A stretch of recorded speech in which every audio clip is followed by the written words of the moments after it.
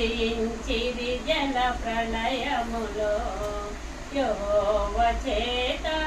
ఆశీర్వదింపబడినవాడా లోపలికి రావా బయట నిలువనేలా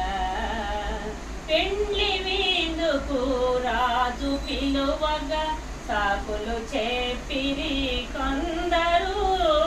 లోపల చేరిన వారు